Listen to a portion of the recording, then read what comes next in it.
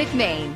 Well, it was a packed house last night at the Classic Center, and Clint Black rocked. He was so good. Just a fantastic show. I did not realize how funny the guy was, too. Not only can he still bring it, and it was just all the classic hits he expected, great entertainment value, but in between the songs, his personality really shines. He is a clever, warm, charming human being. Even though I didn't get to meet him personally, you could just see what a good dude he was. Oh, yeah. And I know that was fun. Did he sing Killing Time? Oh, yeah. Oh, yeah. Classic. Yeah, and he nailed him. I mean, he nailed it. And what was also cool, we got to meet some of our customers, some of the sponsors here on Q92.3, the folks from AM/PM Septic were sitting right behind us. Yes. And then, of course, we had given some tickets away to some of our listeners, got to meet some of our listeners, and we had a powwow. It was that a blast. was fun. Yeah, I bet that was fun. Did you get you some boots? I wore boots, but I did not get them from Willfully Guided, which that is on my to-do list. Well, but these were my normal, going out. Pointy? No, these are like a work boot almost, kind of a casual work boot. Hey, that's good. But I had on my Guayabera, which is it's a Western-looking shirt. Oh, it was black. I looked the part last night. We got to see it. Yeah, we got to see cowboy hat. No hat. No hat. That's one of those things in life. Some people can wear a cowboy hat. Some people can't. I'm definitely in the category. I don't think so either. And if you don't recognize that voice, that's my buddy Bob Furr, Madison Trolley Company. Bob, good to see you this morning, good buddy. Seeing you. Hello, Chastity. Hey, great to be back in the studio with you guys. Appreciate you hanging with us today. Bob, there's all kinds of news post-Olympics, but let's do this. Let's do just a quick little recap of the successes that the United States had on the Winter Olympics, particularly as it pertains to the hockey. I talked about it a little bit. I don't know if there's been a more chest-pounding, proud moment as an American that I had in that day. Well, maybe not since 1980 at least, and there are a lot of similarities between the two of them. I forgot there were other events in the Olympics after the hockey games. But no, I mean, the Great Olympics, I'm pretty sure it was a record of medals for us. And was it really? So it was a record? I believe so, okay. Yeah. I want to we be didn't finish first. Was it Norway? Yeah, but I think it was a record for us for Winter Olympic medals. Interesting. And what you're seeing about American sports is us picking up in, sports that have been traditionally dominated by the Europeans, like luge, bobsled, and those sites. We're making our way into that too. It's just such a great supported Olympic program, and it was really great to hear the USA hockey men and women, just talking about what a fraternity, sorority, however you want to phrase it, that organization is. And we've really got it figured out. I mean, I think you are seeing the start of something, not a one-off. There's a surge of interest in youth hockey in this country, and I've seen statistics that show a 35% decline in interest in Canada. And the way we do our youth hockey, our International Hockey Federation World Cup. Yeah. So there's a surge here and a decline in Canada. Yeah. Well, and look, there's no better example. Who would have ever thought there'd be a hockey team in Athens, Georgia? Yeah, yep, exactly. Right? And not just a hockey team, a successful organization. First place right now. Yeah. First place. And I hear that the attendance is great. Yeah, I had a great experience with them. A couple of weeks ago, they did an education day. So they had a 10:35 a.m. game, and the entire arena was filled with about 4,000 students and teachers.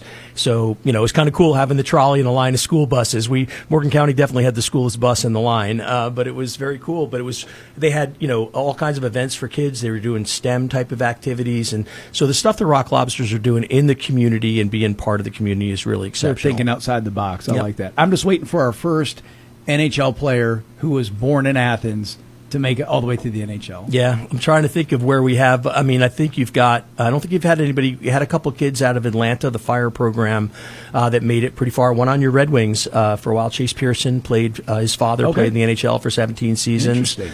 And I think he was the captain of Maine. But you've had some kids that have made it up there. There's a lot playing in the ECHL right now in Atlanta. Yeah. I don't know that we've had anybody from out in Athens or other cities. But I mean, you got two. It's not just Athens. You got Columbus. So you got the Atlanta Gladiators, the Columbus River Dragons, and the Athens Rock Lobsters. So you have three professional hockey teams. We're a powerhouse for hockey. Well, powerhouse. We're getting there. NHL team next, man. That's right. Looking promising. Hey, maybe UGA. Can you imagine if UGA got an NCAA team? Well, they have close to an NCAA team. They've got a club team, an ACHA team, but I mean, they are, they would give a Division III NCAA team a run for their money. They're that good. Opinion. Yeah, I think so. They're getting better and better. And do they play at the same facility where the Rock Lobsters play? Yeah, they do. Yeah, and Georgia Tech has a team as well. So My daughter's boyfriend is actually their leading scorer.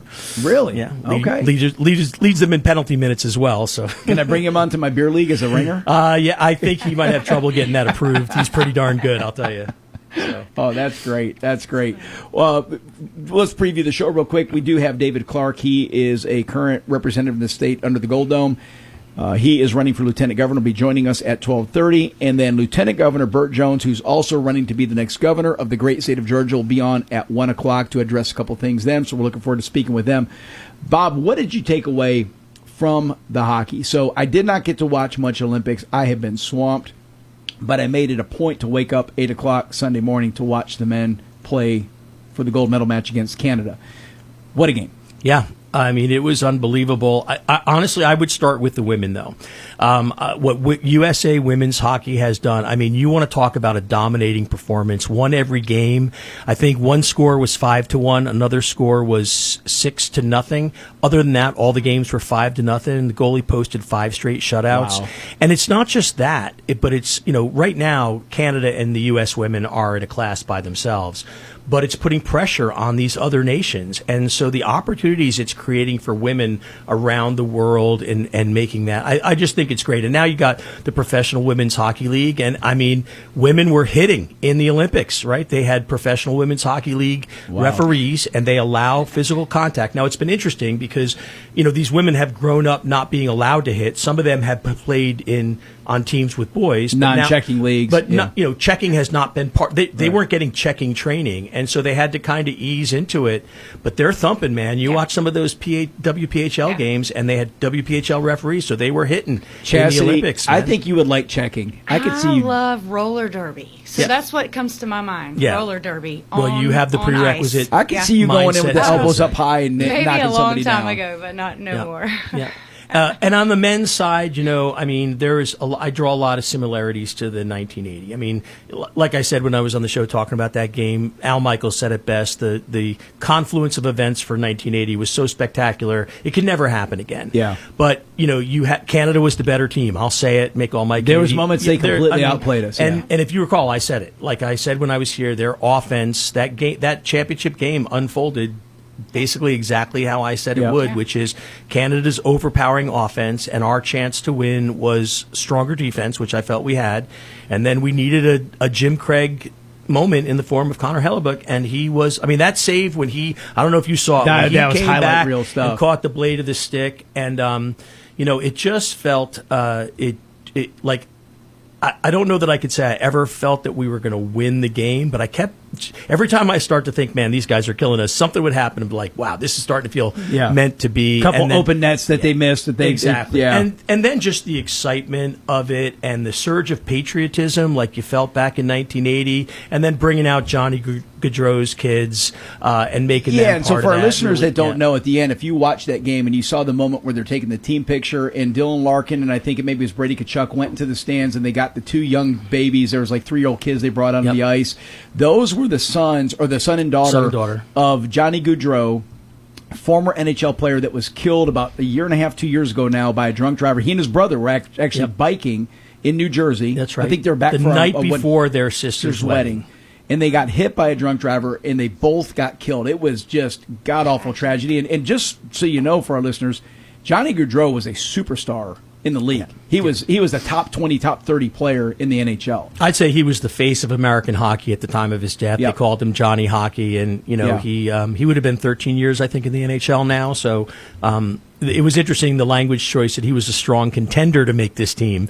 Whereas in the past he would have been a sure thing. But But by that moment where they brought the babies out onto the ice, I say babies, the toddlers out on the ice, that was just so special. And the fact his family was there and made the trip to be there, and that's really, they talk about USA hockey being kind of special, and that you saw evidence of that, and the relationship between the men and the women's team during the Olympics. I mean, that's why I found the whole controversy around the statement, that happened a little disappointing. I mean, I do think that, and I want to be careful here, right? Because you say something positive or negative about anybody in politics today, and it's taken to mean that you represent. Hey, everything. what would the Marc McMain show be without some political interjection? Well, I'm just going to say, I'm going to focus on one single incident, which is the phone call to the men. And if you're in a leadership position, walk us through this, because I've seen it as headlines. I haven't dug into this, but tell us briefly briefly what took place with the phone call? Yeah, so basically what happened is the President Trump, called the team in the locker room immediately after the game, all right? Yep. And stress immediately, right? Like these guys are still head in the clouds. Yeah. They're wearing goggles, they're soaked in champagne, head in the clouds. And President Trump calls and invites them to the State of the Union, which great. And that for me, seeing Team USA at the State of the Union was a fantastic moment. But then he made this offhand remark about, well, I'm going to have to invite the women too, or if I don't, they'll get impeached, right? And look, I don't want to go all, deep dive here and everything, but, that's at best a careless statement, at worst a statement that represents thinking that I'm not comfortable with, but it was an unforced error, and it was unfortunate, and there's no denying the fact that it turned around and said, well, you guys are, the women are, I got to bring them too, and made them where they dominated, right? I mean, they were and nobody has represented America. Like, I will get political about, when I see our soccer players, when you're, as Herb Brooks said, the name on the front of your jersey is a heck of a lot more important than the name on the back. And I'm sorry, you don't get to make political statements while you're wearing our country's jersey. And those girls singing at the top of their lungs, and USA hockey women's hockey has always represented very well. Better than the men. I mean, back in, I think it was 94 when they first brought in the pros in Japan, our guys didn't do such a great job then. And then you have, like, Hillary Knight, I saw a press conference with her as a perfect example. They asked her about it, and the first thing she said is, look, we have a great relationship with these guys. Like, we were together all the time. We were sharing ideas. We've played, we've practiced together. Like, she really emphasized how close the bond is between the men's and women's USA hockey team. And then she made the point of, I can't control what somebody else says, but now here I am dealing with that. Instead of talking to you about my tip. And that's what's happened is the media's latched on to this, and now they make that the headline versus the accomplishments the headlines. Right. And I say this, and look, I'm not going to justify. Sometimes people say dumb things. I know plenty of people who are later in life who sometimes don't have a filter between their brain and what comes out of their mouth. I don't think there's any ill intent whatsoever. I look at actions more than I do so words. But what I will tell you is I find this shocking because if you look at media, especially left-leaning media, I guarantee you they've hit this harder.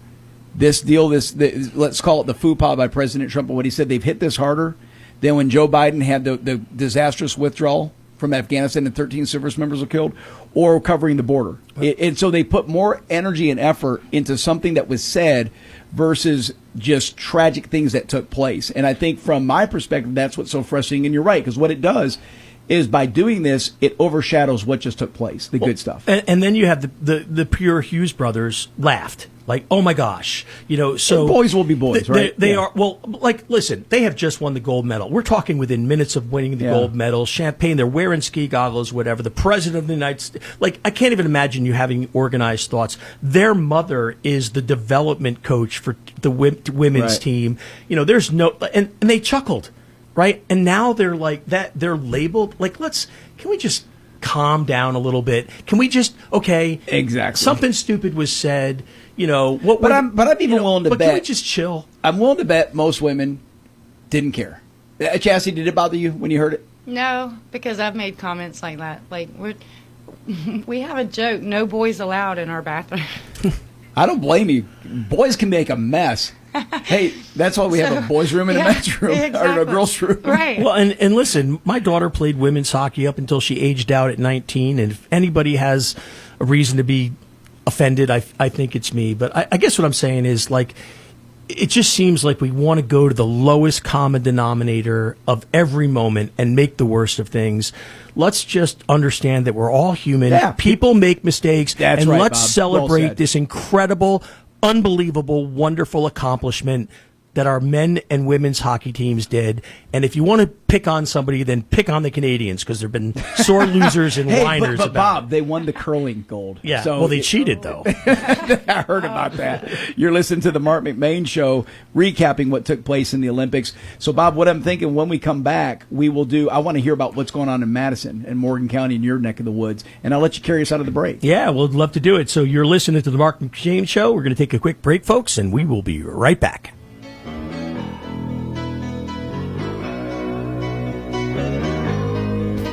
Running is a sport that's embraced by many people. There's something special about the open air, being alone with your thoughts, and maybe with a competitive spirit to see if you can better your last run. But today I have a question. Right now, are you running from God?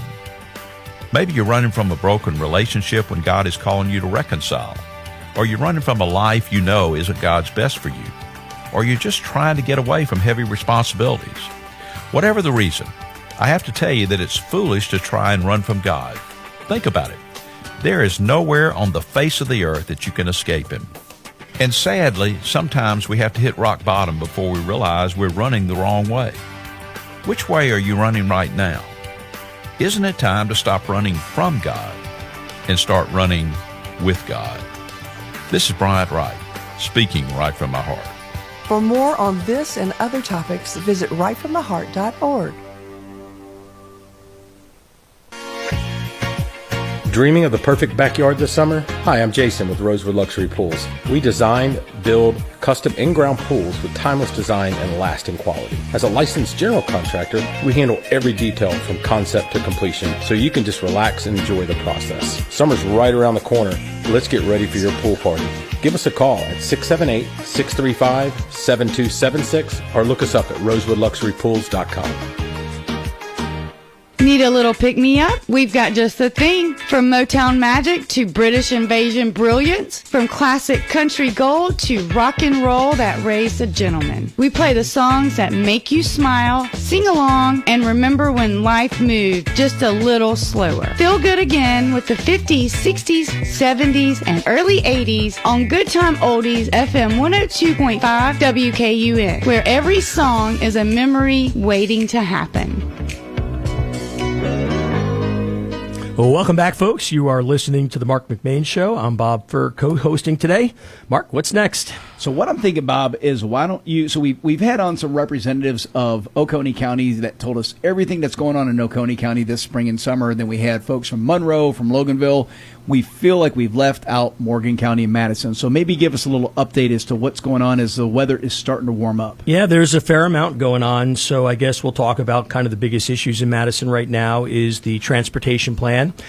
So really trying to focus on getting a bypass built around the town. And they've just completed a big study about how to make traffic more safe and slow people down and such like that. Okay. It's a great historic town, but it's a little bit like you got, it's tough to take yourself back to the 1800s when the Walmart trucks are rolling by. So there's a lot going on. And you're coming back into tourist season now, I'm assuming. Yep, right. Coming back into that. And there's just some restaurants that have some real nice outdoor dining, and it's just, get logging trucks going by. I'm doing my part to slow traffic down with the trolley on it. Like I can string about 100 cars behind me pretty well. But there's a lot going on just around the transportation piece and how to best handle that type of thing. The other big story is, so we have the corner on the town, right in the middle of the town square. And there was a fire there this past summer, destroyed 3 businesses. Two have reopened. The corner's got which businesses were affected? So it's the Sinclair Coffee Shop. Okay. There was the Fresh Roots Market. I don't know if it's Fresh Roots, but I think it's Fresh Roots Market is the name of it, which is like an organic produce market. And then there was Betty Jean's, which was a breakfast and lunch spot. Okay. And then the man who Preston Snyder, who owns Mad Hospitality, who owned 2 of those businesses, his wife owns the third.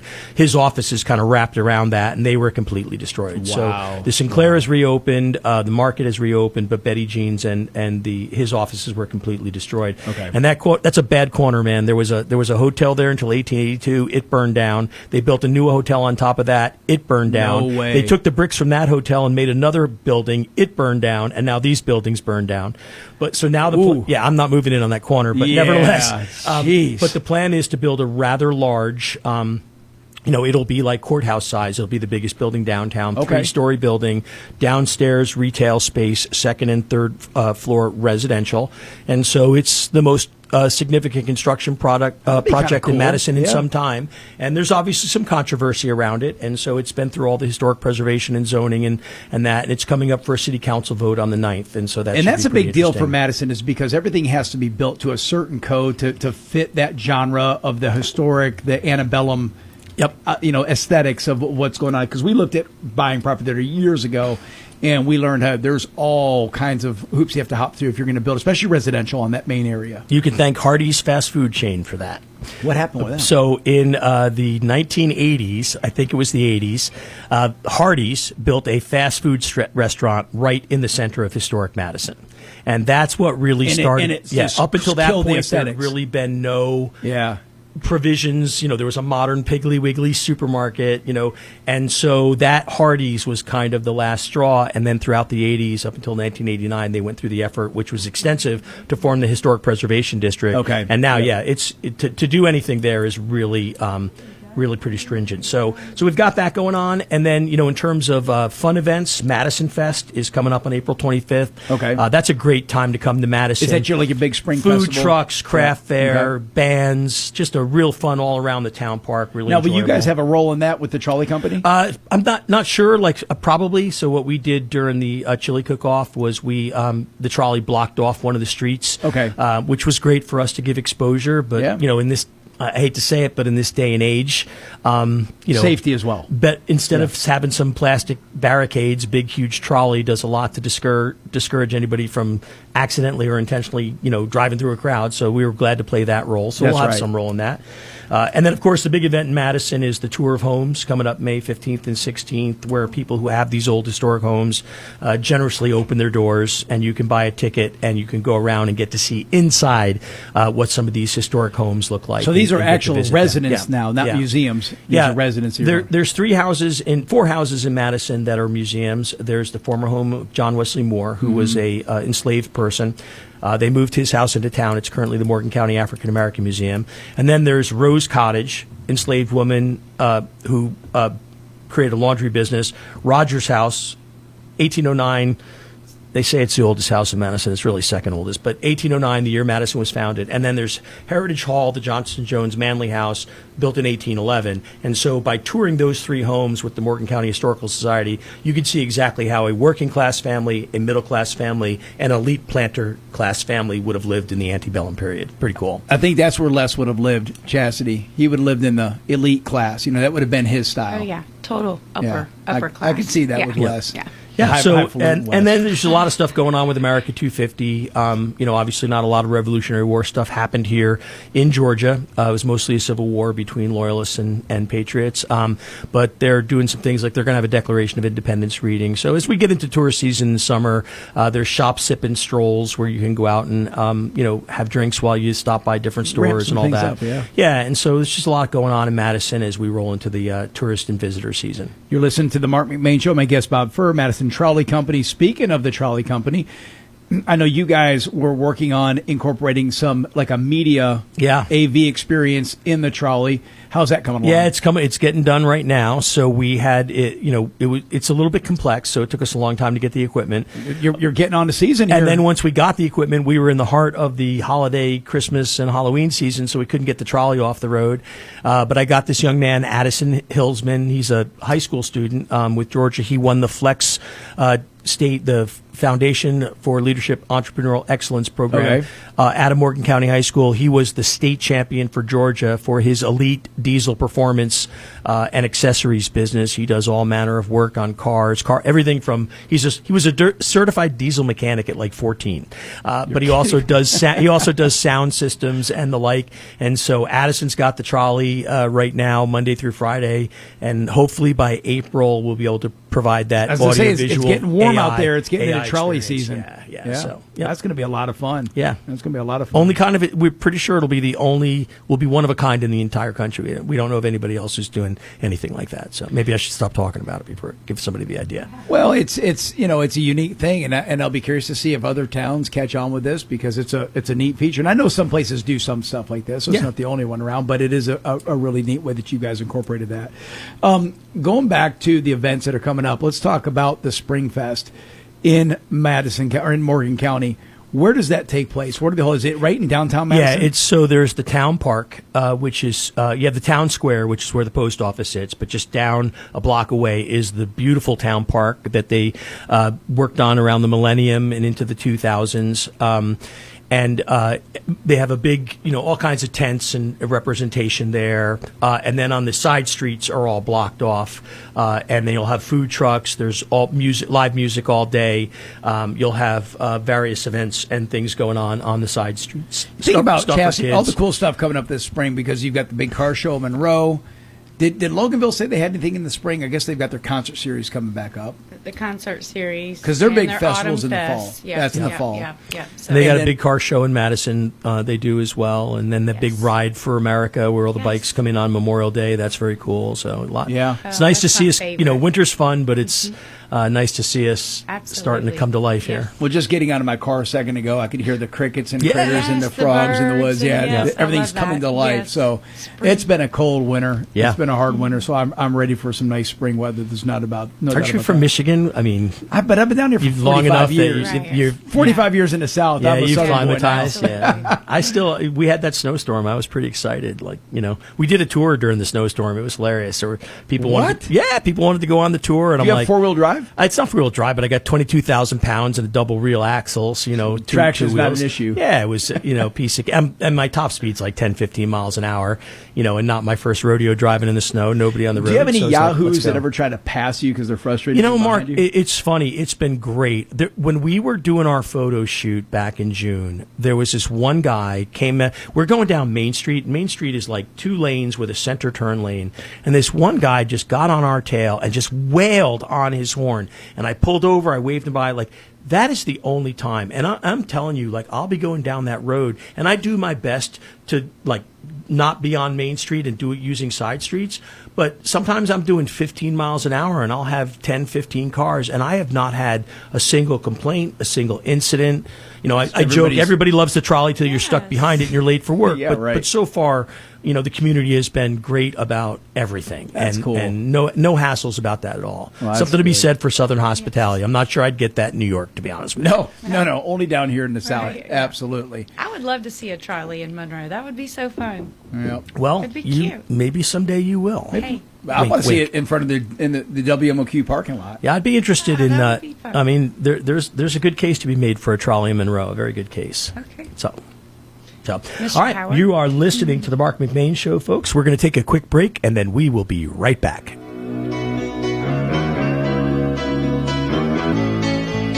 Spring is right around the corner. New beginnings, fresh starts, and big moments. If you're thinking about proposing, if you're ready to take the next step, you go to P&A Jewelers. For 50 years, families have trusted P&A Jewelers to celebrate life's most important milestones. Proudly second-generation, family-owned and operated by brother and sister, we specialize in stunning engagement rings and custom designs made just for you. P&A Jewelers, located at 4665 Atlanta Highway next to Quick Trip in Loganville.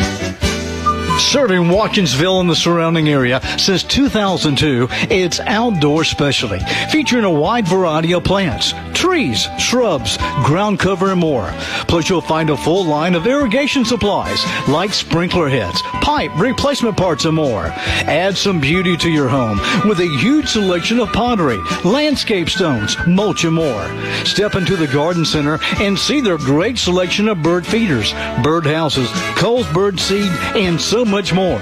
Don't forget to pick up some of Elsie's apple-flavored deer corn. Stop in and say hello to Elsie, Diane, and the rest of the friendly staff at Outdoor Specialty, 1460 Greensboro Highway in Watkinsville. Open Monday through Saturday. Phone 706-769-8737. That's 706-769-8737. That's OutdoorSpecialtyNursery.com. Lake Life is the Lake area's largest award-winning magazine, reaching over 25,000 readers. Pick up your copy of Lake Life magazine today. Get Lake Life free at over 100 convenient locations in Georgia's Lake Country. And keep in mind, you'll receive your free copy with a subscription to the Lake Oconee News or the Eatonton Messenger. Lake Life. It's all about the lives and events in Georgia's Lake Country. Call 706-485-3501 to subscribe. Lake Life, the biggest, the best, and it's free.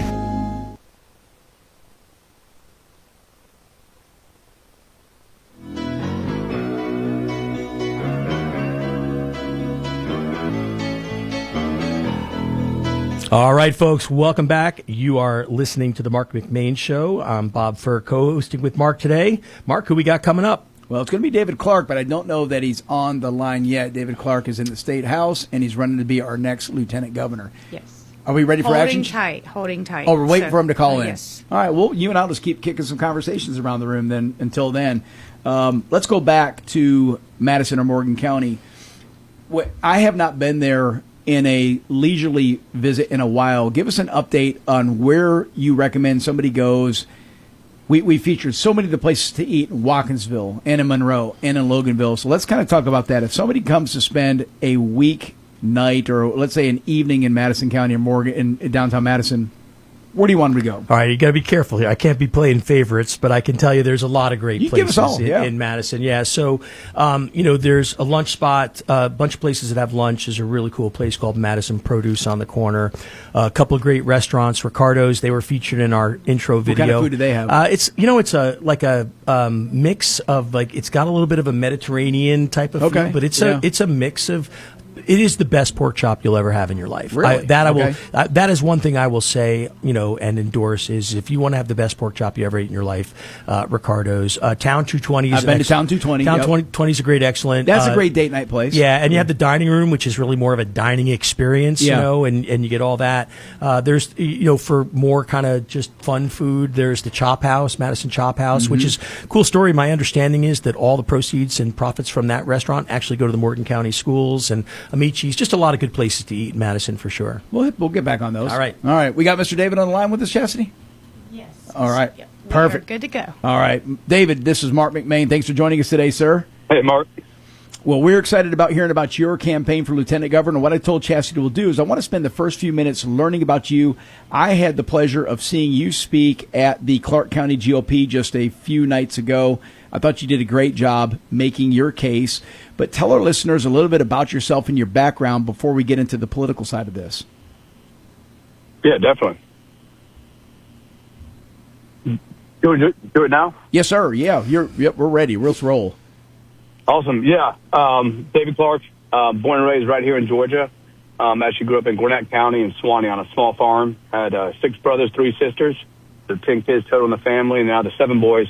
4 of us served in the military, 3 in the Army during the War on Terror and all that, and 1 served in the Navy. And then I served 6 years straight out of high school. Got out of the military in 2012. Went to college, got into real estate with 2 of my brothers, and then 2015 came into the House. Been there, serving there for now my 12th year, and then 2019 came back in the military, and the last 7 years serving in the Special Forces. Better known as the Green Berets, and then I just wrapped up my time, 13 years total, about 2.5 weeks ago. Wow. And now I'm running for lieutenant governor. It's my next mission. Well, I greatly appreciate your service to our country, and it's that is quite a journey. As a matter of fact, I think I got to meet your brother because Josh ran for United States Senate about 4 or 5 years ago when I was running for Congress, and so we crossed paths on the trail a few times. And I guess is he back in the House now, or is he in the Senate? No, he's not. He's running for my seat. That's right right. now. So. Yep. Okay, got it. Yeah. Got it. Tell us about your time now. And then the venture from going into, being your background military, going into politics. How did you get into politics? What was your impetus for that? So my oldest brothers kind of dragged me out when I was like 12. My parents were not political, so I started knocking doors for people like Melvin Everson, first Black Republican since the Reconstruction. Helped his campaign. David Passes, he was the first Hispanic elected Republican. So anyways, since I was like 12, campaigning, knocking doors. Had no plans in 2014 to run, came in 2015. My brother had served 2 terms. He called me one day because he was taking a job in California, and I told him, heck no, I'm good. I'm not running. Helped another guy run. He won the primary and then passed away 3 months after winning it. And I don't know, something just jumped to my heart that I thought I should run for the special election. And in the end, I did get into politics, but I had no plans or originally to run. Just got the door open and you plowed through. I like that. That's great. So now your time in the General Assembly in the Georgia House tell us about some of your accomplishments. When you went there, what were you fighting for, advocating for, and what did you accomplish while you were there? The big thing, even since coming in, I mean, my biggest thing in 12 years, and you can go Google me, ChatGPT me, but my biggest thing is just transparency, accountability, being upfront, being a voice of the people, is really the core of who I am. I'm big on that. One day we all stand before God and we'll be judged for everything we did, not publicly behind closed doors. Yeah. So that's a big part of the core of who I am. But even down there, I carried in the bill to ban foreign adversaries from buying up farmland here in Georgia, which was I was very passionate about. Yeah. When you see China trying to approach the foreign adversaries of buying up our farmlands, even try to get into our water supplies and other things, and infrastructure. So I think that's usually from my point of view, especially as a Green Beret and all that, understand national security, foreign policy, and making sure we're putting our state and nation first. And then I was big on the Riley Gaines Act that we passed, co-sponsor. One got dropped in the Senate, one in the House. But I love seeing that pass. The school choice bill, I'm big on school choice. My mom's a teacher, homeschooled half of us, of the 10, all the way through homeschool, and then a mixture of public, private schools. So I'm huge on the school choice. I love seeing that pass, and I love to see, school choice across the state for everyone, not just the 25% of the bottom failing schools, and those students. I think it should be, any parent should be able to choose the best education for their kids. So, across the board. Across the board. Hey, David, this is Bob Fur, co-host with Mark. I want to take you back to that agriculture point for a moment, because that really struck me as interesting. I think you're familiar, of course, we've heard with China's 100-year plan. Like we in Americans tend to think in very short increments, whereas China plays a much longer game. And, this kind of a Panama Canal type of thing, another great example of how they kind of weave their way into our infrastructure. Tell us a little bit more about why we should be concerned about that as American citizens.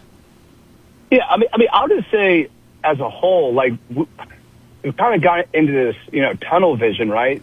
Of not realizing what China's done. We're starting to catch on quickly, I think, and we're starting to wake up as a nation. But you have to have your food supply, your water supply, your infrastructure, right? Even your medicine, which I just have a hearing and hopefully to get voted out of committee, but the Georgia Buy American Medicine Act, because even say on the medicine, 90% of medicine is manufactured over in China and India, 90%. So if we went to war tomorrow with China, we could possibly have millions of Americans dying every year. Yeah. Because we can't get the medicine we need. And so same thing with the farmland.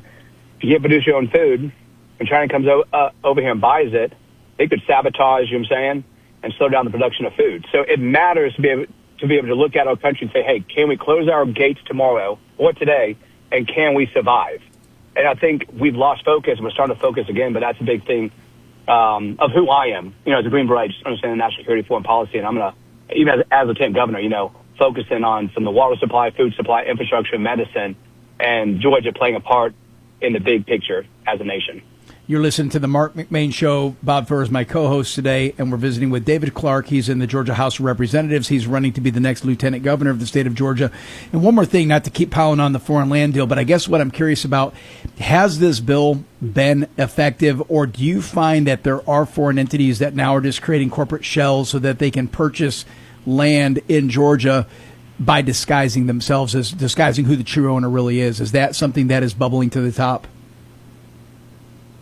I haven't directly, I can put a finger on that, but that is something, I am concerned with, and I've told people, because they can do that kind of, like money laundering, right? Different things, exactly. shell companies. And I know as lieutenant governor, and, I'm excited to, run in this race, hopefully win. I believe I will. But just digging deep into this, because I really I know it's happening. They're using these companies, and they're weaving in, acting like, oh, no, we're just a normal company, not owned by, the Chinese or the Russians or the Iranians. And so I do believe that's a huge possibility it is happening.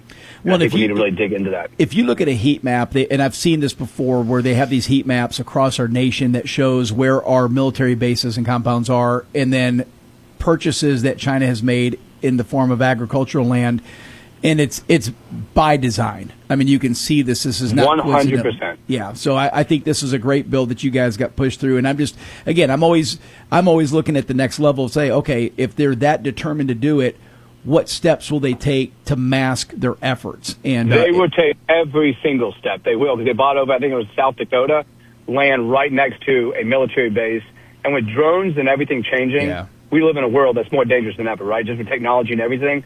So we've got to be vigilant and keep an eye, making sure that we're staying steps ahead of China, and that it's not China ahead of us, right, in the 100-year plan. And if you look at other countries, if you look at Mexico, if you look at Russia, you look at China, we did this one day on the show, their restrictions of what we can buy as American citizens, much less American government, but American citizens, are far greater than what we have on people buying our land. And so what we're asking to do is just really bring ourselves up to speed with what should be done in protecting our borders. Because like in Mexico, I don't think you're allowed to purchase anything on the coastline, right? So as an American citizen, I don't know that anybody can. So they're very protecting of their space. We just need to do the same thing here. So I think it's brilliant. I mean, overall, we are the most liberal nation, really, in how we. And I mean, I love a constitution, right? And come over here, whatever. But for national security, there has to be some checks and balances, right? Because you have foreign adversaries who hate us, want to see us fall. You've got to be proactive, and you've got to put this, again, checks and balances, and to keep an eye on them, and not let them come over here and get a stake in our infrastructure and food supply and water supply and everything. Yep. All right, we're going to take a quick break. You're listening to the Marc McMain Show. We're visiting with David Clark. He is currently in the Georgia House of Representatives. He is running to be lieutenant governor. When we come back, we're going to find out more about his campaign. Hold tight.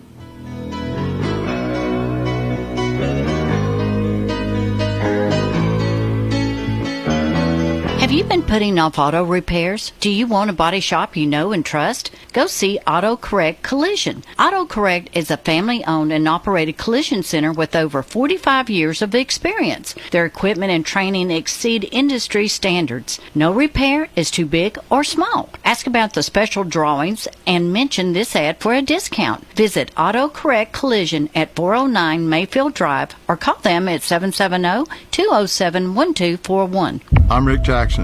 My dad abandoned us. My mom was an alcoholic, so I left the projects. Shoe shining, ticket scalping, vacuum sales. I found purpose in work and built a $3 billion business. Like President Trump, I don't owe anybody anything. And like you, I'm sick of career politicians. I'm running for governor to lead America in criminal deportations, to cut income taxes in half, freeze our insane property taxes, reform the system so that anyone who can work will work, and not just sit around binge watching Netflix and eating Cheetos. I'll let law enforcement do their job. And if you're caught helping a child change their sex, you're going to jail. I'm Rick Jackson, and I'll get these done. Paid for by Jackson for Governor, Inc. Since 1979, the Tim Stewart Funeral Home family has been caring for families in their time of need. The Tim Stewart family pledges to honor your loved one with excellence in service, compassion, and will guide you in making the right decisions. To learn more about the Tim Stewart Funeral Home family, stop in at one of their 3 locations in Monroe, Loganville, and Lawrenceville. Call 770-267-2594 or go to stewardfh.com. All right, welcome back, folks. You're listening to the Marc McMain Show. Bob Furr co-hosting. David, we want to get into some serious topics here, but I've had a burning question since I heard you talking about your family. What happens in your family during the Army-Navy game? I mean, you got 2 Army guys and a Navy guy. Most of the military families I know went one way or the other. They play nice. Yeah, what goes down in your house when the Army-Navy game happens? Oh, we talk a lot of crap. You know, so 3 served in the Army, but one served in the Navy. We always give him, trash talk. It's probably been a lot easier lately, I would imagine. He's outnumbered, so that's you need to have some more. You need to have some more Navy guys to balance this thing out. David, tell us about. So you've been in the House, you've been effective, you've gotten some things done. You've checked the boxes that you wanted to check as far as what you felt you brought to the table. What was the motivation to run for lieutenant governor? So I'll say I had no plans this summer. I was even gone to Green Berets. But I got a call July 29th and from a House colleague, and he asked me who I was backing for LG, and I said probably nobody. And it's because I've been down for 12 years, and I think leadership matters who runs. And if I back somebody, I go all in. I told him probably nobody, but there's one I'm still semi-looking at. if I do decide. And he dropped a name, and I said, yeah, it's who I'm looking at. And he said, well, some serious allegations are coming out, but if he can beat him, he can be the next LG. And I told him right there, I said, well, I'm not going to get involved in the race at all. And I told my wife about that night, July 29th, which is her birthday. And she said to me, why don't you pray about it? She's like, you don't have any skeletons. You're wrapping your time up in the special forces. And so God was praying, and called my pastor, some mentors, and we launched August 12th. So, I mean, I'm running. I just believe leadership matters, and you can be even a good legislator, but a terrible commander, right? And I believe, huge in transparency, integrity, accountability. And I think we are a nation in decay, even though, thank God for Trump and beating Kamala Harris.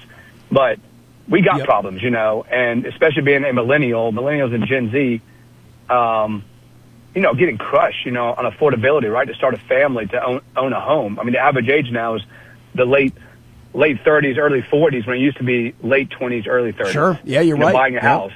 And I also think in 28, the majority of the vote will be millennials and Gen Z. And if you don't want Mama Donnie up there, New York type person, then we've got to tackle it as Republicans, affordability, bringing back capitalism, not crony capitalism, really bringing back the American dream. We have to.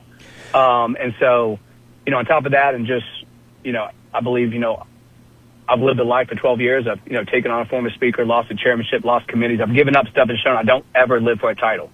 I will speak up. I'll be a voice for anyone and everyone, even if you have no dime to your name.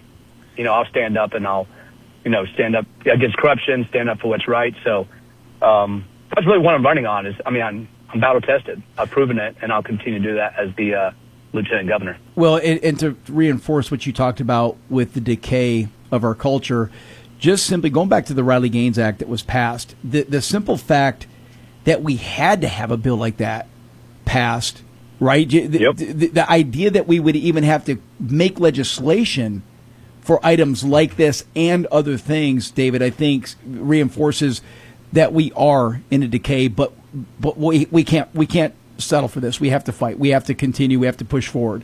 And I think we can turn this ship around, and we're doing it because of people like yourself and other good, strong conservatives that are willing to roll up their sleeves and get involved.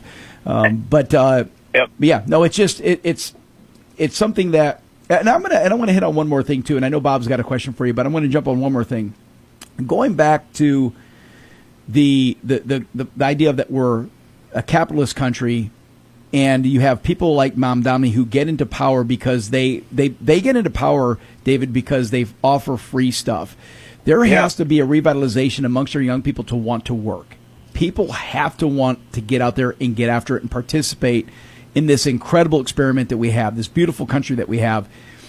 We have to figure out how we rejuvenate our work ethic and our spirit to want to get involved. I think part of that is understanding who we are as a nation, how we are founded, right? Having pride in our nation, right? We're a nation of workers, you know what I'm saying? Yep. We created this amazing nation, the greatest nation the world has ever known. And when you talk bad about this nation as if this nation is this terrible nation full of sin, when even with our past mistakes, we're still the greatest nation on the face of the earth. Yep. I could talk hours about that, Yep. even with the mistakes. So I think it's bringing pride back in, purpose back in. And I think also getting God back in the center. Like we were a nation built on Christian values, right? I mean, we were. Absolutely. Hard work, Yep. protecting the family, doing the right thing, standing up against wrong. I think we got to bring that back. When you do that, you're going to see this next generation rise up. And I believe they are. I mean, this especially Gen Z is, very conservative overall. And they're waking up realizing, wait, if we don't speak up and become part of the process and save this nation, then we have no future. So I'm excited and optimistic about, even though we're a nation decay, I believe we can turn this around. If we don't turn it around, then what did we go fight and die for and 1.3 million give their lives for? So this is the time to stand up. Yep. Well, David, I'm going to take along those lines. I'll take us to a little bit less sexy, but a very important question, right? So I think one of the reasons that people make decisions about who they vote for is the degree to which they're informed. And, if you think your work ethic point kind of brought it clear to me. By the way, a great example of that is on St. Simon Island in Georgia. They have the Homefront Museum, which is an entire museum dedicated to the American Homefront during World War II. And my uncle, Vietnam veteran, well decorated, always says never again. Like, we could never motivate our population in that way, to do that again. But another thing was you had to work even to be informed, right? You didn't get informed by whatever the last TikTok was you watched or the last Facebook reel. So let's go real basic here. What does the lieutenant governor do in the state of Georgia, and why is that important to Georgians? Like, why should we really care about who sits in that seat? Yep. So I'll say you can be a great legislator, but a terrible commander. And that's what a lieutenant governor is. He's the commander. So he's the one that presides over the Senate. He's the one that helps cast the vision, the overall agenda, right? He's the one that holds the line against the special interests, when they're wanting a special bill to come up for them, right, which is not a good bill. And so you're the one that decides if a bill comes up for a vote or not, right? So it's who's that guy who can hold the line, take the pressure, also support the senators when they carry big, bold legislation, let them know, hey, I got air support. I'll be the one to stand in the gap, right? I'll be the one to take the hits and not sell out, right? So, that's pretty much what the governor does. And then also I'll say, somebody says, oh, I know everything. I'm going to, do all this stuff promising.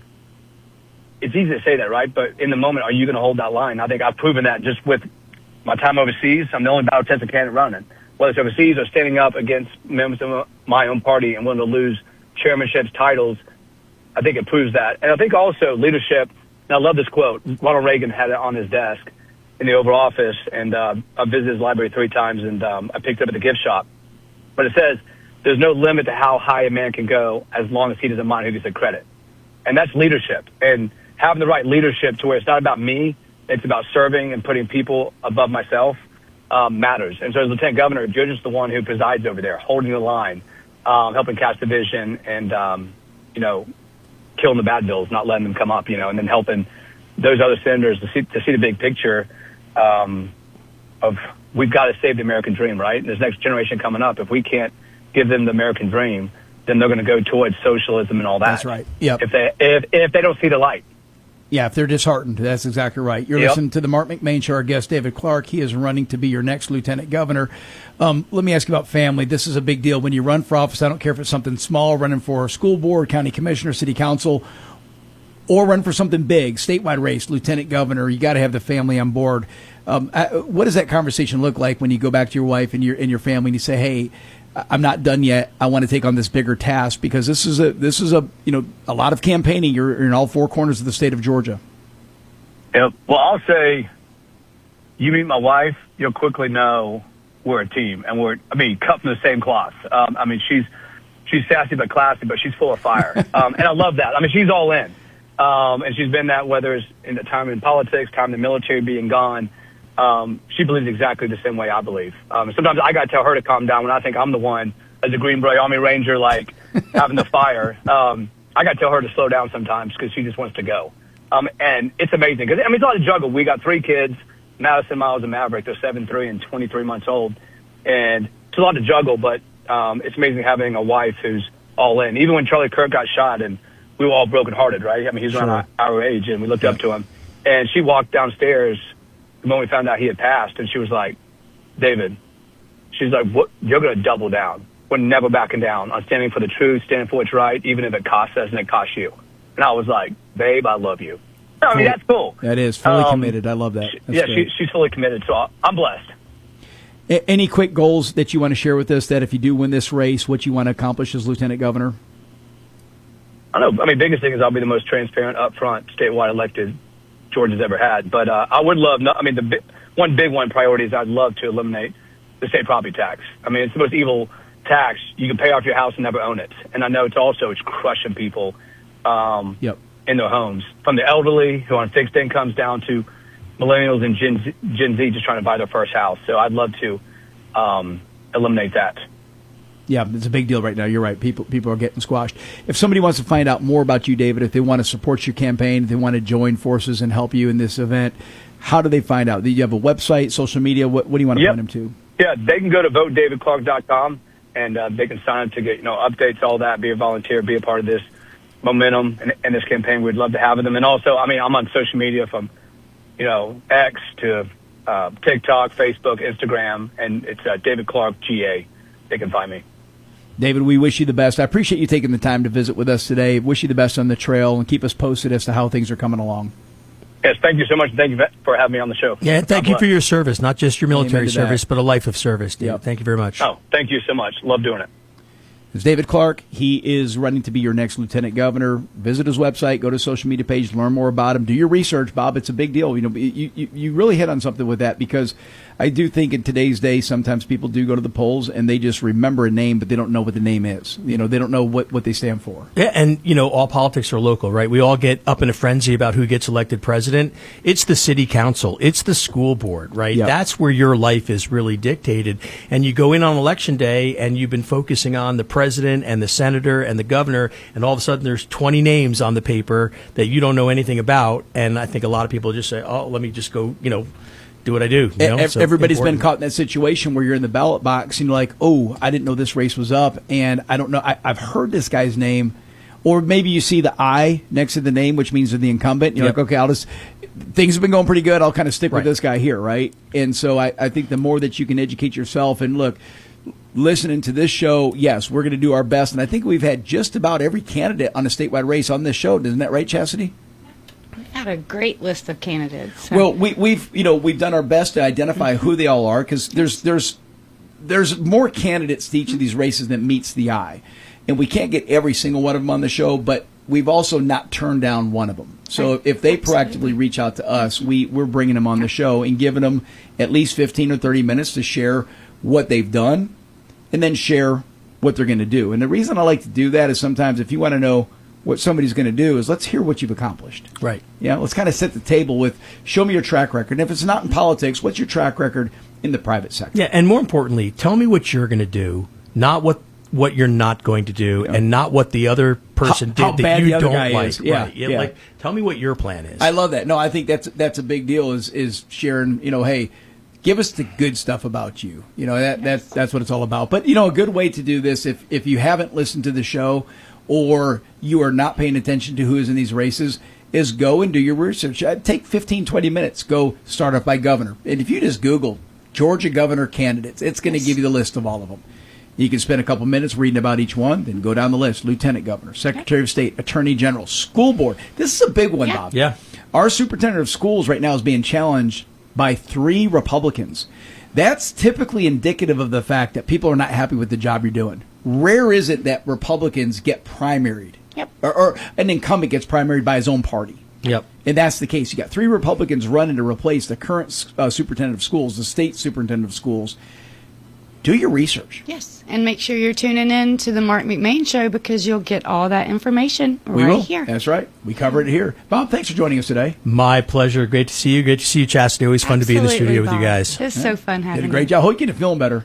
Yeah, I'm okay. I sound worse than I am, but you look good. It's going around. So get those trolleys up and running. I want to see those things back on the road. I'm about to find out this afternoon as soon as I leave where we stand. So hoping to get them. Tell me he's got 48 hours, because I'm coming. Yeah, you got it. All right, Mark, you're listening to the Marc McMain Show, folks. Take a quick break. When we come back, our Lieutenant Governor Burt Jones will be on the show, and he'll be talking about his run for governor.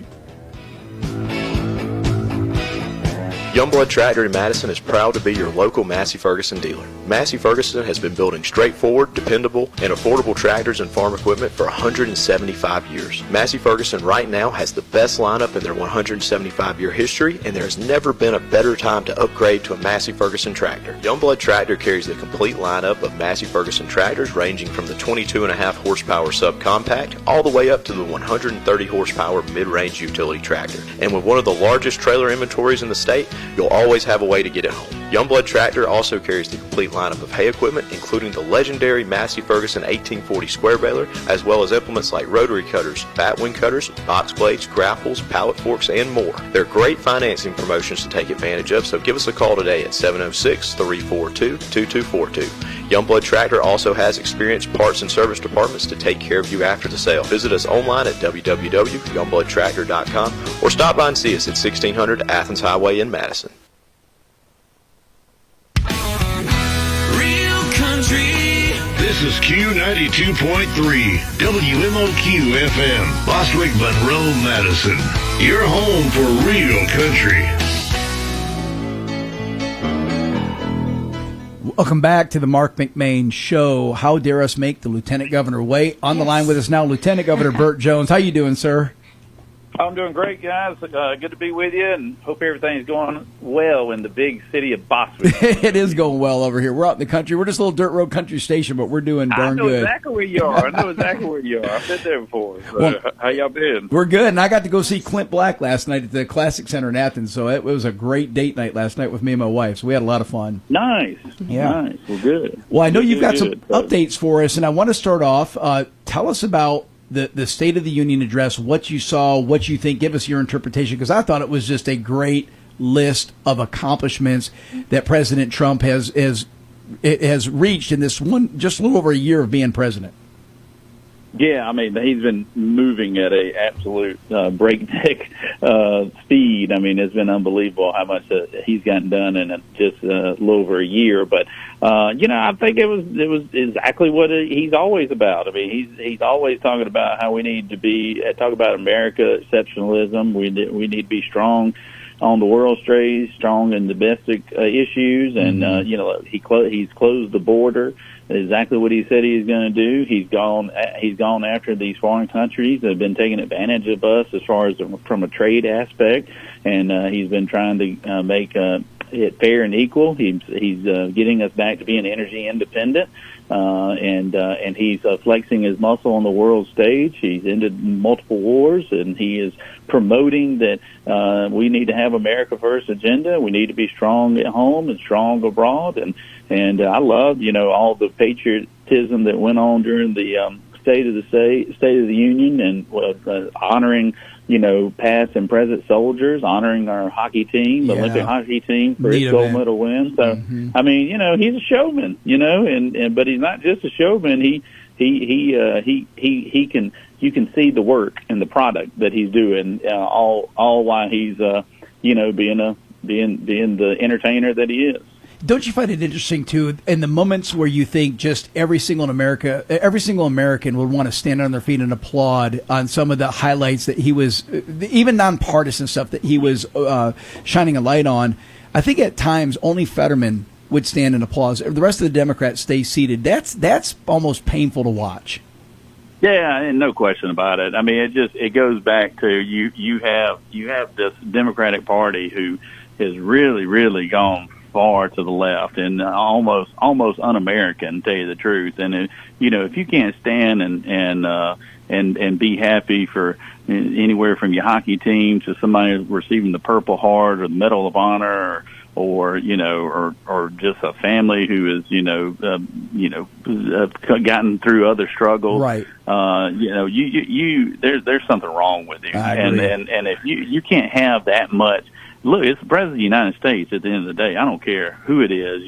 You respect the office, and but they have such a just absolute anger and hatred towards him as an individual that it just blinds them from being able to see how ridiculous they are acting as far as their unwillingness to want to put America first. I mean, who doesn't want to do that? Especially if you're a member of Congress.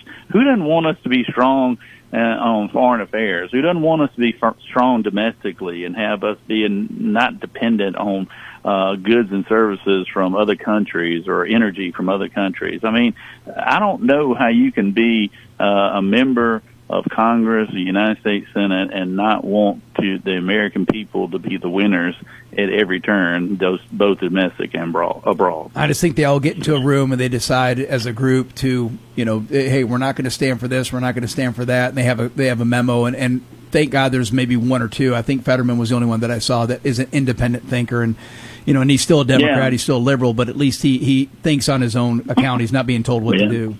Just interesting. Yeah, you got to give him credit for that. I mean, at least he can actually think on his feet, which it's amazing that so many of them have, including our two senators. Don't forget about our two senators. That's right. They're as bad as anybody. I mean, they ought to be ashamed of themselves being from the state of Georgia and not recognizing some of the accomplishments that this president has had. They are as far left as you can get. You're listening to the Marc McMain Show. On the line with us is Lieutenant Governor Burt Jones. He is running to be the next governor of the great state of Georgia. Tell us about I know you've got a big 2026 priority, the True Patriotism and Universal Student Access Act. Tell us about this.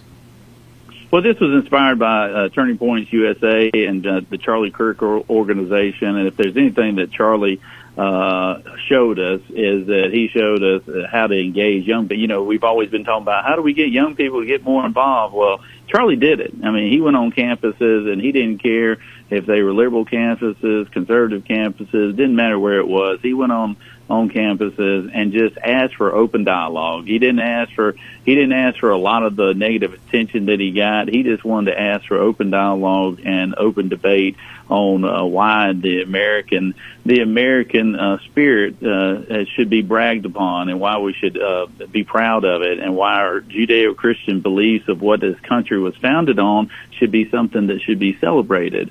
And what our piece of legislation did is just basically highlighted that and basically encouraged our schools to open up their own Turning Point chapters and express their pride in America and their pride in the Lord Jesus Christ. This is beautiful. Is this for high schools and colleges, or how far does this reach? Yeah, it's for high schools. It's for high schools, obviously, and that was something that Turning Point is wanting to do on a big scale. And They asked if we would partner with them, and so we said, yeah, absolutely. And so we're going to be the first state to, put it codified in code, and we look forward to seeing it being very successful. I love it. I think it's a great reinforcement for young people, especially if they decide to go off into college, where sometimes, unfortunately, some of these higher level education centers, these universities, they swing very, very left. Most of the staff vote Democrat, and then sometimes their ideology, no, not sometimes, a lot of times their ideology gets passed down to the students. It's frustrating. That's how the left has infiltrated, and that's how they've grown, is they've infiltrated your school systems, and so this is a way of us balancing that out, and let kids learn how to think on their own. That's right. Instead of trying to indoctrinate them, let them be, let them hear perspectives from both sides, and then let them determine how they want to live their lives. Don't try to just jam it down their throat and how they should think and act on certain situations. And that's what was so great about what Charlie did. That's why he's so popular too. I mean, my goodness, what a movement that young man did. That's right. Yep, very impressive. Very impressive. Give us an update on, I know taxes are a big deal right now in Georgia. Give us an update of the progress that you guys have made with that. Yeah, I mean, obviously, I've always said that I wanted to lower our state income tax. I wanted to get it to zero. I've always said we were going to be very methodical about it, and but once again, for the fourth year in a row, we're going to have another tax cut, and This is going to be the largest one in state history. Again, last year's was the largest one in state history. We're going to top that one from last year. And then we are bringing back something that should have been done 2 years ago when myself and the Senate passed it, was capping property taxes at the local level. Property taxes have gotten out of control. I know over there in Morgan County, with the growth that y'all are having, I know property taxes have gone up, just like here where I live, over here in Butts County. But it's going up everywhere. So we've got to put some guardrails around that, and so we're doing that. Cost of living obviously is a big issue. I'd like to say this too, Mark. Now, the Democrats want to talk about affordability and cost of living. Every measure that we've taken up in the Georgia legislature this session that would represent money back in your pockets has been voted no by the Democrats at every turn. And so it doesn't matter if it's on property tax, income tax, it doesn't matter. They voted no on everything that would represent putting money back into your pocket. I just don't get it. In your pocket. No, I mean it goes against. Well, it's no different than the up in Virginia. You had that lady that tried to run as a moderate for governor, and she was obviously a Democrat moderate, and then she gets elected, and then first thing she does is propose all these different tax hikes. Her true colors have shown on businesses. Yep. Yeah. So I mean, they have no interest in making life more affordable. all they have interest in doing is growing government and making things more expensive and harder to access. So, but we're not going to worry about that because we're going to win in November and not have to worry about them leading the state. But we're committed on getting rid of regulatory guidelines for businesses and individuals. That's something I've always been very passionate about and I want to continue to do. And then educational opportunities as well as trying to make healthcare more accessible as well. So those are all things we've been working on, and those are all things that I've championed since I've been in office. And that's just in my world where I come from a small town and have a business of my own. That's just these things are just common sense issues to me, and just things that it ought not be a whole lot of debate about it. You're listening to the Marc McMain Show. Our guest is Lieutenant Governor Burt Jones. He is running to be the next governor of the state of Georgia. Lieutenant Governor, I'll give you the last minute and a half for you to share with our listeners about your campaign for governor, how they can connect with you, and anything else that you feel that you want to be sure they're updated on. Yeah, sure. Well, obviously everything's going great. We're running strong right now. If you want to go check us out, go to BurtJonesForGA.com. I am just a small town business guy who served in the legislature, and I tell people all the time, you want to see what somebody's going to do in the future, look what they've done in the past. And I've consistently cut taxes. I've consistently cut regulations. I've been for educational opportunities. I've been to economic opportunities from strengthening our workforce through our college and career academies and technical colleges. And, I've been a strong advocate for public safety. That's why the majority of sheriffs around the state are endorsing me and supporting me. So I've got the endorsement of President Donald Trump, and President Trump is the only person I know who's been attacked more than I have been in this campaign from both the left and the right. They've already spent $100 million trying to defeat me, and even old Fannie Willis, she even tried to indict me from, standing up for the folks, after the election of 2020. So I am a battle-tested, and I'm the only one who's actually stood up for the people of Georgia consistently, and I look forward to being the next governor. Well, we appreciate everything you guys are doing for us as Republicans under the Gold Dome, reducing our taxes, keeping us safe, great legislation. We're blessed to have this leadership, and keep us posted on the campaign trail as to how you're coming along. Okay, sounds good. Appreciate you having me on. Y'all have a good weekend. Absolutely. That's Lieutenant Governor Burt Jones. He's running to be the next governor of the great state of Georgia. Check him out, folks. Visit his website. Go to his social media page. Find out where he's going to be. There's opportunities to go meet him. He's very approachable. I've met him several times. In 20 seconds, you're going to feel like you're best friends. He's just that type of guy. And that's what we're blessed with. That's the leaders that we have in this great state. These are very approachable, just regular people. Some have had great trajectories of success. Others have had different paths they've gone on. Maybe they've served our country in the military. But they all love Georgia. They love our country. And they're serving for a purpose. They're serving for a reason. And the Lieutenant Governor is no exception to any of that. Yes. So I'm wishing him the best. You're listening. I love that he's no nonsense. No nonsense. Yes. That's right. Yeah. And I forgot to ask him. Good Lord. I forgot to ask him about, I know the president came here, went up to Rome, went to the varsity, and I'm sure Lieutenant Governor Burt Jones was there. So I was just kind of curious as to how that was, because we see little snippets, but I would only imagine that the people up in Rome and the people that work at these places that he stopped in, they had to love seeing the president. Oh, yes. Yeah. I wish he would have came to Good Hope. Maybe next time. That's right. You're listening to the Marc McMain Show. We're going to take a break. We'll be back. Charlie Morgan in the house with us. She's going to brighten the studio with her presence. Yes. Anytime is a great time to make memories of the Yellow River Wildlife Sanctuary in Lilburn. Close to home and fun for the entire family. Not only will you see wildlife up close, like bears, otters, bison, and more, you can enjoy a picnic lunch. There's gem mining and so much more. The Yellow River Wildlife Sanctuary, 4525 Highway 78 in Lilburn. Make plans to visit soon. To learn more, go to YellowRiverWildlifeSanctuary.com. $18,000 off MSRP on 2025 Ford F-150 Lariat Crew Cab pickups through February 28. It's the kind of deal that made Aikens Ford in Winder America's #1 retail volume Ford dealer last year. Hi, this is Brad Aikens. We have 30 of these to choose from, but when they're gone, they're gone. Stock number 01198, MSRP $79,820, excludes 501A package with approved financing through Ford Credit and your 1995 or newer trade. Dealer retains factory rebates plus government fees. See dealer for details. Claim based on Ford's 2025 retail sales report. Visit us today at AikensFord.com. This February, show your pets a little extra love at Boss Brothers Country Store in Loganville. Located at 3084 Highway 78, Boss Brothers carries premium pet food that keeps tails wagging and whiskers happy. Plus, ask about our in-house pet food program, where loyal customers can earn free pet food just by shopping with us. Boss Brothers, your locally owned country store at 3084 Highway 78 in Loganville. Don't forget, follow us on social media for weekly deals and updates.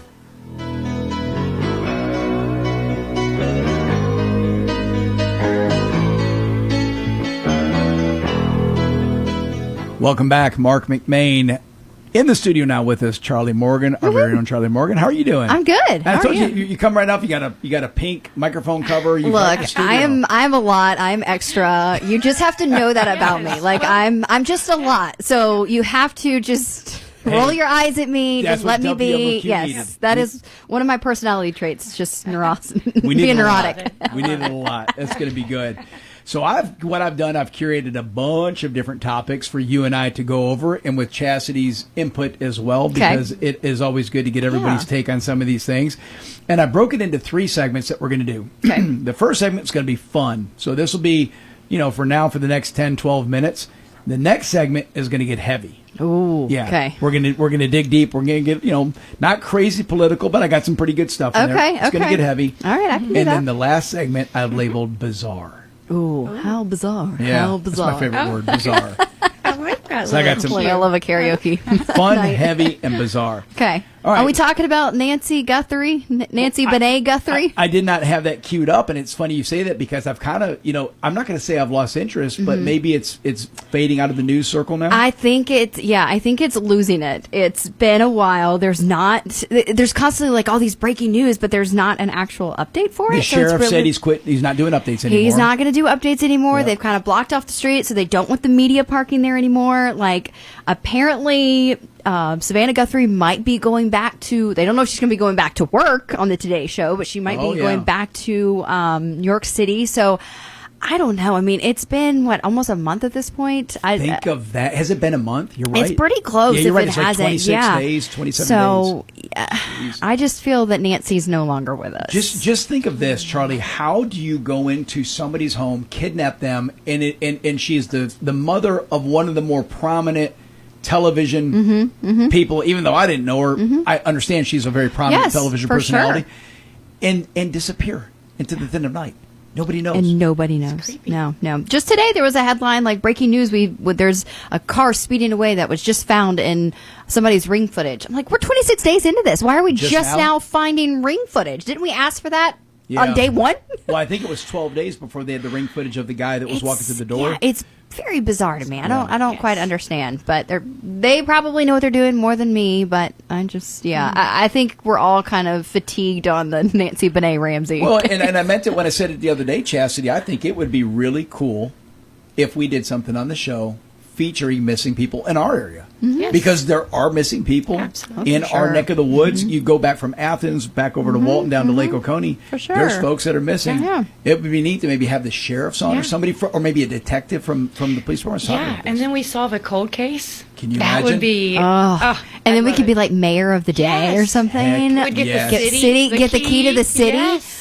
Okay, we've really built this up in our heads, y'all. This could be good. We put the picture of the person that's missing on social media. We talk about it, ask for call-ins. You never know. Our listeners could I'll solve this. throw my boots on and go looking for clues. Our listeners would solve this. There's no doubt. No doubt. I got confidence. I see you with a little microphone. Yes, little magnifying glass, thank looking you. for clues. And some little boots. Oh, it's so cute.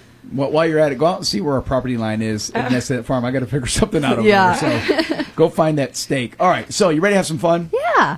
All right. First one. This one is a lot of fun. So there's a North Carolina woman who vanished in 2001. Yes, I know about this. I can't help but laugh after telling her husband she was going Christmas shopping, and she was gone for 24 years. And they just randomly found her, and she didn't just leave her husband. That's what gets she left me. The kids. She left her kids, like preteen, teenage daughters. Oh, jeez. And I'm it's more kind of interested. Heartbreaking, right? Yes, I'm very interested in that side of it. And one of the daughters has come out and said, "I don't forgive her. I don't blame her. She walked out Never looked back. I don't forgive her. Unless she comes back with a very big Christmas gift, because she was Christmas shopping. What kind of Christmas gift could make up for 24 years of being gone, walking out on your preteen daughter? Like those I know you when you have Terrible. little kids, it's tough, but as a teenager, that's when you need your mom. You know, and to just walk out, I cannot. Well, imagine. stuff is surfacing now, so maybe there's a little bit of motivation as to why. Her name is Michelle Hunley Smith. She's now 63 years old. Right, Think about right. it. She'd have been 39. That's crazy. She would have been 39. I can't imagine. That's She missed yeah. her kid's I whole cannot. life. Yes. How old are you? 29. She's 29. 29.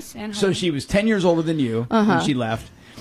And then, but it turns out that in 2001, she had a failure to appear in court on a DWI charge. So maybe she's like, I'm Is going that on enough to? No way. There's No no way. I way would that's never- enough to. Maybe her husband was a jerk. Maybe she had I a mean, really... maybe, but if he's that much of a jerk that you're going to walk away, you leave your kids with him? Right. Maybe the kids were brats. Right. Well, No. Maybe I don't think anybody deserves. amnesia. I That's don't a know. sad case. There's Doesn't make sense. Yes, there's obviously some kind of issues there with her. Yes. All right, so I told you we're going to have fun, though, right? Okay. See? Oh gosh, here we Is go. this fun? All right. Well, the next one, Bob Furr kind of stole our thunder a little bit. There was, the United States men's Olympic hockey team who won the gold medal. For sure. President Trump calls them. He just recapped this whole deal. Calls them while they're in the locker room. Heat of the moment. Yes, so cool. And Trump says stuff. We get it. Trump sometimes says things, and he made a little quirk about the women's team. And it wasn't. I heard it. I didn't think it was derogatory. I don't have a daughter. It didn't offend me. It offended some, but they're now pounding the men's players to apologize for laughing. Are you kidding me? No, yeah. See, I don't think they. Honestly, like you think about how loud a locker room is that they just won a gold medal. There is, I know the president was on speakerphone, and please, I don't love a lot of things that Trump says. So let me go ahead and lay that out there. Sure. I don't think they probably heard or understood what he was saying. I think they probably heard the congratulations, and then they're still in the high of, oh my gosh, we just won gold, and they're celebrating everything. I don't think they were having like a one-on-one conversation with Donald Trump, and they understood every single word he was saying. You know what I'm saying? Like, Yeah. it was a celebration. Group environment. Yeah. He says something, they right. chuckle. I did not like what Trump said about the women. But I don't think the men need to apologize for that either. I don't either. And I think that at some point, too, what goes on in the locker room stays in the locker room. I don't even think this should have been publicized. And I don't know who did. I guess maybe because he called him on speakerphone, this was leaked to the media or whatever happened. But I think locker rooms are somewhat of a safe space for everybody. They absolutely should be. Yeah. You need to be able to You say should things be. in there. Yes, for sure. A men's locker room, because men, like it or not, they have a different way of talking when they're around men. And I get that. Do we? 100%. And I get stinks that. in there. I would be like, I mean, she's not wrong either. Chastity's right Cassidy, on point you there. ought to come into the locker room where we play no hockey. way. Ew, no. No way. It's Absolutely yeah. not. I want to go and I want to Lysol some of my buddies' bags. bet. It's that Ew, bad. It's like, no. dude, have you ever cleaned your equipment once in your No, life? it did not feel. So Kash Patel was there, and that's where I think the phone call came from. Was Kash Patel, the FBI director, was okay. there, and so he's the one that called Donald Trump. So it's his phone that was there. That was capturing it. Yes, I gotcha. yeah. Well, that was on the phone with Donald Trump. Yeah. I don't know who was recording the conversation. Probably 100 iPhones were in there recording the conversation because you have the president of the United States on the phone. You know what I'm saying? Yeah. But it just.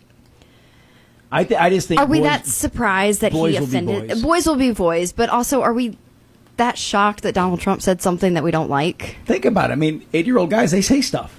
They say stuff. Sometimes inappropriate stuff. Not Yeah, justifying yeah, it, but yeah. at the same time. girls can be just as bad, though. Sometimes. See, I want to know what goes on in the women's locker room. What are they saying? Are they trash talking? Are they? Oh, we are potty trash talking, mouthing? but we'll say "bless your heart" at the end, so it Yes. erases everything bad And we said. we clean up. We do And clean up. It doesn't smell. No. No, we'll overspray. We will ask the Lord's forgiveness by saying, bless her heart, and then we move on. And then we go to church and sit in the front row. Like, just what we do. Oh, that is just too good. You're listening to the Marc McMain Show, visiting with Charlie Morgan, got Chastity Stewart. All right, I got a couple more fun stories, and we have a couple more minutes in this segment, so we're not done with fun. So Tampa International Airport did it. They implemented the pajama ban. It just took place a couple days ago. Really? Yeah. So you remember we were talking about this about a month ago? Yes. And some of the airlines were saying, hey, don't come. It was a suggestion. Yes. Don't Please come dressed dress poorly. the part. For Well, sure. now what they've done is they basically said, yeah, you're done. You can't come to the airport dressed like a pig. What are your thoughts? I like it. I don't think you should. I don't think you should enforce something like that.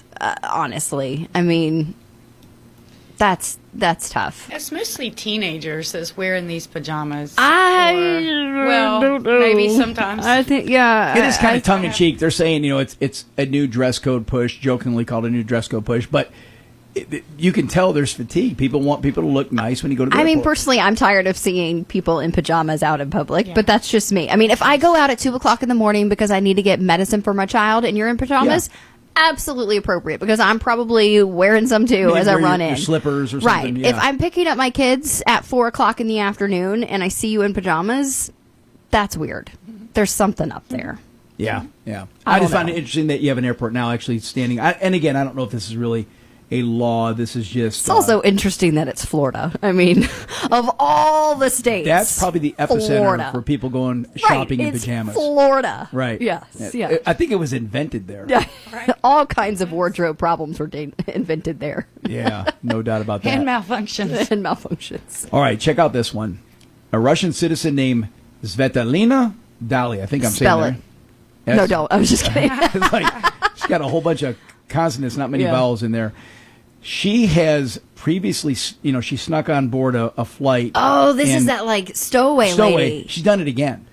She's so to think about this and Understand how what she this does. happens. How is she not like red flagged immediately when they see her picture pop up? Well, she sneaks through TSA because TSA checks your passport or Right. your permission to fly. Right. Then she sneaks through the gate, and in this case, was it a Delta flight? I don't know if this was a Delta flight or not, but she's done it twice. So typically, when we hear stowaway, we think of somebody that crawled into the wheel well, hid amongst the luggage. Right. It ain't that kind of stowaway. No, she's getting a seat. She goes right through and gets a seat. Which is terrifying when you think about it, It because is. of all the Yeah. security that we have to go through. And like, it's so regimented, everything you have to do. And that she sneaks by. They need to be studying the video footage of her to figure out, because who else is sneaking by? Like, that's where my mind It's not the goes. only one that's taking place. Right. Yeah. Like, this Right. lady is just known for it. And so that, keeps coming up. But like, at some point, it's going to be a bad actor, and we're going to have another situation that I don't even want to put out into existence. But you know what I'm saying? But like, this girl's highfalutin because she went, when she did it the first time, she went New York to Paris. She is, she's not going like, Albuquerque to, Tucson. I mean, if I'm going to risk Like going a to little prison, $49 right? No, one-way if I'm trip, going to risk going to prison, you go big. You don't go home. She went you go big. And then this time she went from New York to Milan. So Well, that's what I'm saying. Like, if you go over there, then you've got some kind of like animosity, or you're not animosity. Why am I blanking on the word here? Well, you can just get away with it and then like go hide, and they're not going to find they you. won't find you in Milan. Yeah. Maybe she's wearing a Delta shirt to where she can get through the background. I mean, It doesn't who can say go? that. It says that she bypassed airport security, TSA, and passed the gate agent, which is almost impossible because you got to scan a No, ticket. like even with my kids, when I'm like, here, Yeah. I've got 3 tickets, and they're You like, gotta 1, scan 2, each 3, one. every single one. Like, how is And this? who would have the nerve to do that? I would be so scared. Svetlana would. Somebody that just doesn't care and is go. I mean, you're They risking it all to go to Paris. That doesn't sound so bad. Well, then they noticed the crew didn't notice it till they're already in the air. So then when they got to Milan, she was taken into custody by the authorities. But yeah, so at some point on the flight, and probably because she was taking somebody's seat, maybe probably bounced from seat to seat. Right. And then like, hey, let's see your ticket. She's like, oh, I don't have one. And Go hide in the bathroom until Yeah. they take off, and then she comes out and finds an empty seat. If there is one, what do you Yeah. do? What happens if it's a sold out flight? Just hang out in the bathroom all day. Ugh. Yeah. Just stay in the. That's a luggage long compartment. flight from New York to Paris. You're just hanging out in the bathroom. If you're broke, No way. you know what? It should probably worth it.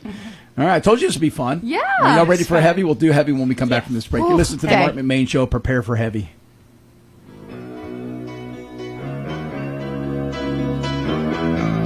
Ready to grow your small business and reach thousands of new customers? Say hello to Town Values Magazine, formerly MTM Shopper, proudly serving the community for 22 years. Every month, thousands of magazines are mailed directly to homes in Walton, Oconee, Barrow, Rockdale, Newton, Gwinnett, and beyond to further expand your reach. Our magazine is packed with valuable coupons and services offered, helping families save money while supporting the community they love. We specialize in local direct marketing that works, building your brand, driving sales, and connecting you with the customers who matter most. Plus, we're online at townvalues.com and on Facebook and Instagram, giving your business even more exposure in print and digital. Ready to reserve your space in the next edition? Call Liliana at 770-267-6650. Town Values Magazine. Local, trusted, powerful. Helping businesses grow and families save. If you're selling or buying a home, you should call AM/PM Septic to inspect your septic tank. This could save you on costly repairs.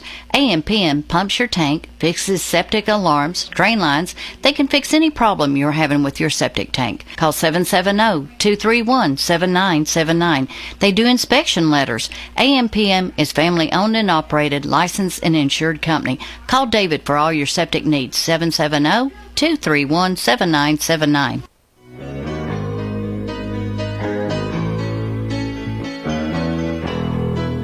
And welcome back. Marc McMain visiting with Charlie Morgan, Chastity Stewart. So we're done with fun. There's no more laughing. There's no more giggling. Oh. This fun is over. You had your 15 minutes of fun. I Hopefully still you got my enjoyed it. silly pants on, so let's try this. Well, this is the heavy section now, so we're going to talk about heavy-duty stuff. And the first one is, I'm coming out of the gate swinging. Kansas has officially invalidated driver's license and birth certificates for transgender residents whose documents don't reflect their sex designation as birth. Oh, so Lord, if yeah. you're born a boy, Mhm. and then it's somewhere along the way you said, I'm a girl, and you go and you get a new driver's license that says, I'm no longer Billy, I'm Susie, they've wiped that out. And it's like no grace period. It's like it's done.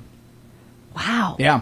Now, I'm all for this because I think it's nonsense and chicanery to begin with, but at the same time, it's obviously ruffled a lot of feathers because they say there should be. Look, I'm the same way, but there should be some kind of process to this and some kind of here's a grace period to get your stuff together kind of thing. Yeah, and from what I understand, they're not. Yeah, there's no grace period is being provided. Current credentials became invalid immediately when the law went into effect. And I guess maybe you could say that was the grace period is because they had been discussing this for a time, saying So you had it's a going to warning. happen. Yeah. You had a warning, but it affects roughly 1,700 people. That Out of all the population in Kansas. So, Yeah, 1,700. Yeah, we're looking at 0.5% of the people. If that. Yeah. If that. But it also, this is another part of the rule, and I like this. It sets new rules restricting access to shared single-sex spaces. So male bathroom, female bathroom. So what that means is that if there's a girl's room and you were born a boy and you now say that you're a girl, you cannot go into that girl's room, which, again, I am fully supportive of. You go into the bathroom that you're designated the sex of, or what you're born at. That I would support, yes. Yep. And this is a unique situation, too, because Kansas has a Democrat governor who's against this. Her name's Laura Kelly.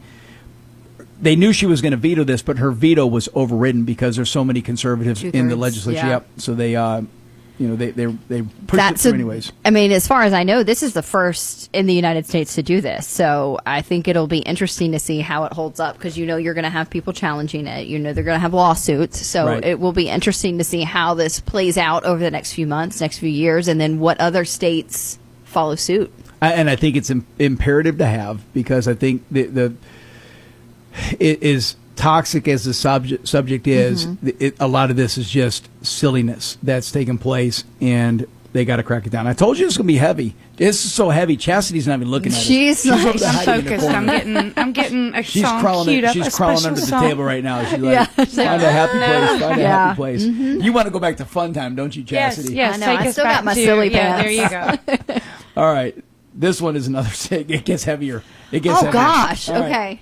Career criminal Caleb Anthony Jenkins was charged with murdering a 25-year-old father of 5 outside a 7-Eleven in Austin, Texas. Okay. Once again, and this poor guy that he allegedly murdered was, had young kids, father of 5 at 25, so I'd imagine they're very young kids. But it's, once again, this is the district attorney that was backed by George Soros. Oh, that's all you need to say right there. Let the suspect off many times for some serious things. And I had it jotted down here. I think I had it jotted down, but there were gun violence crimes, big things that showed that this guy had the propensity. Serious crime, yes. Yeah. Serious felonies should be looked at, yes. Yep. And so Garza, who is the district attorney, has been backed by liberal donor George Soros, has faced long-standing criticism from police advocacy groups and victims of families who allege his office is lenient and too slow to prosecute serious cases. Where have we heard this before? I mean, this is the textbook definition of Democrats in charge of the judicial system. And that was a lot of what Kamala Harris was right. When she was district attorney, and all. It's their MO. It is their absolute MO. And you know what's frightening, Charlie? It's not like the guy was arrested for DUI or an accident or driving without a license. Like these are serious felonies. Multiple gun charges. Mm-hmm. Also arrested on a domestic violence charge. I mean, this guy's had a track record of demonstrating, hey, I'm the kind of guy that's going to murder somebody. Right. This is not like, we got a speeding ticket. He messed up, he got a DUI. Like that's not what this is. Do you think that there's an appetite within the community? And let's say this is in this Austin, Texas, so this would be a left-leaning community. Mm-hmm. Is there an appetite now amongst Democrats in these cities to identify the radical portion of their party and say, we don't want that anymore? We're done. No. We want somebody that's normal. You would think, but no. I mean, they have to go, because if you start going towards the center, that's not what gets the news. Yeah. Nobody cares. Name one more centered Democrat. You can't. Can you name? Maybe Fetterman's the only one. Yeah. How many far left can you name? All of them. The squad is growing. The squad, yes. It is growing, too. So that's what makes the news. Yeah. Yep. You're listening to the Marc McMain Show. Charlie Morgan, Chassie Stewart, digging into some heavy subjects right now. Let's go back to Epstein for just a second. Rep. Boebert, who I'm not necessarily a big fan of, was in the hearing where, because the Clintons have gone in and they've testified, right, as to their relationship and their involvement with what's taken place. Now, this is supposed to be a hearing where you go in and it's private until everything is resolved, and then they would disclose it. But Hillary Clinton came right out immediately afterwards and started spilling the beans. So I think Boebert took some liberties to come out and say, what she experienced. And what she said was that she struggled to recall answers on tougher questions, even though she could remember unrelated details clearly. So what this sounds to me was a lot of, I can't remember, I forgot, I don't recall. Yes. Uh-huh. We've heard politicians do this before, went under oath. Mm-hmm. Her husband very famously. That's a great example. Her husband very famously said stuff like this. So this, in my opinion, when you've been asked to come and testify for something as volatile serious as this, and yes, and the masses want this. Mm-hmm. Republicans, mm-hmm. Democrats alike. Everybody is going to be hanging on the words you say. They want clarity, and then she comes in and says, "Oh man, I can't remember. I don't remember what that plane trip was about." And yeah, there's no way she didn't prep for this. There's no way her attorneys didn't prep for this. So I forgot, I don't remember. That is all her attorneys coaching her. Which I mean, that's what you pay attorneys for. Don't get me wrong. Right. But as someone that is in an elected position, has been in an elected position, has this such stature that she does, you're held to a higher standard. We expect more from you. That's right. And these are the opportunities we will have to get justice and get clarity in this case, is to bring in high profile people like her that maybe had a witness to what was taking place. Somebody's going to remember. Somebody's going to remember. She expects full transparency when she's asking the questions. Right. Like, for sure. The Trump, women and all of this. Unless it has to do with Benghazi, then she can't remember anything. Oh, and remember the broken iPhone? Yeah. Right. Crash the phones and get rid of the hard drives. Yeah. All right, I got one more heavy-duty one. Whew. Actually, it gets easy. Okay, good. It gets easy. This was for y'all. They're starting to do polling now on who the 2028 presidential candidates will be for each party. Mm-hmm. Okay. And so, guess who's leading the pack for the Republicans? J.D. Vance. Good. Oh, really? By a long shot. Okay. Yeah, he's well out in front. Is that a good call? I'm going to stay neutral on this. I'm going to stay a little neutral because I just don't know enough about him to have an opinion. And I also think it's too early. Well, I say stay neutral because I'm impressed with all of what I think will be the potential candidates, yes. whether it's J.D. Vance, whether it's Marco Rubio. I've always been a fan, and I remember when he ran a few years ago, and I was like, oh, I wish you weren't running right now, because I don't think this is your time, but I think your time is coming. But he's making a good case for himself. He is. I'm very impressed with him. Very impressed. Yeah. And so I think our bench is deep. I think you're going to see Vivek Ramaswamy make another run at this if he is successful in becoming the governor of Ohio. So, but right now, and you would assume the vice president, that's popular guy, makes sense. Yeah. A vice president running is not shocking at all. And when I say neutral, I'd be thrilled with J.D. Vance. I'd be thrilled. I think he'd be a fantastic president at some point. But also that field is going to grow. We know it. Oh, for sure. It's going to get full quick. But no surprise there. Let's go over to the Democrat side of the equation. Who leads the pack there? Take a guess. It's got to be AOC. For some reason, they love her. Thank God, no. Okay, good. I am very happy to be wrong on that. Not that number one is any better, but it's Gavin Newsom is leading the pack there. Yeah. What do you think of Gavin Newsom from a girl's perspective? Because he's got a good head of hair, tall guy. He is, but he just seems like one of those used car salesmen. Oily? Yes, that's going to sell you and tell you what you want to hear to buy this car. And when it breaks down as you're pulling out of the driveway of the dealership, he's like, oh, you bought it. Yeah. He just, I don't get good vibes from him. He always seems to know what to say, even though he stumbles along with it. You're right. And him trying, like last week when he was trying to play I'm just like you. I don't know how to read. I got a 400 on my SAT. Yeah. And I'm like, read the room, dude. Look at that is not appropriate at all. That didn't age well, did it? Yeah. No. There's a lot of things he says and does. And there's a reason everyone jokes about how California is just it's its own universe, basically. And who runs it? Him. That's right. So we had a guest on a couple weeks ago, Richard Costigan, who was heavily involved in Republican politics in California. Fantastic interview, by the way. Matter of fact, it may have been a day that you were out. Okay. Yeah, the names that sound familiar. Well, he was a high-level advisor for Governor Schwarzenegger when he was the governor of California. And so he had a front row seat to California politics. And so, Gavin Newsom is leading the polls, but you're right. AOC is not too distant. I think she's gaining around 6, maybe 9%, somewhere in there. But she was still third or fourth. I thought I had it listed here who it was, but there was some of the other household names. I think Bernie Sanders' names is still being floating around. How? I'm like, really? We're talking about term limits and Joe Biden, Donald Trump being old, but let's bring Bernie in. Oh, you know who's number 2? Pete Buttigieg. You know the guy that's the gay guy that was like the transportation secretary because he got engaged at an airfield once. That's right. And that was literally full his qualifications. Yes, that was his qualification for being transportation secretary. Yep. Wow. It was just DEI hire. Transportation has never seen a darker day. And then I think the governor of Pennsylvania, a couple guys like that. Maybe Bernie Sanders. I don't know if he was on there. Maybe he's ingrained in my mind because I'm fearful that he's going to come back.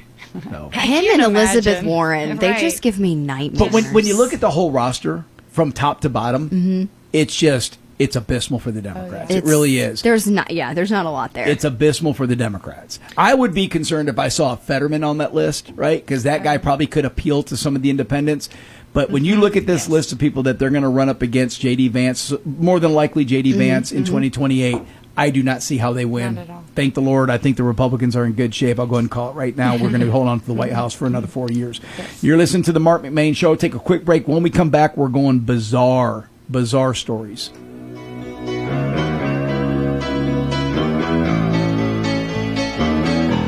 Madison Flooring, located at 1167 Eatonton Road in Madison, is your full-service and professional installation center for all kinds of flooring, from tile, carpet, laminate, wood. They even do showers.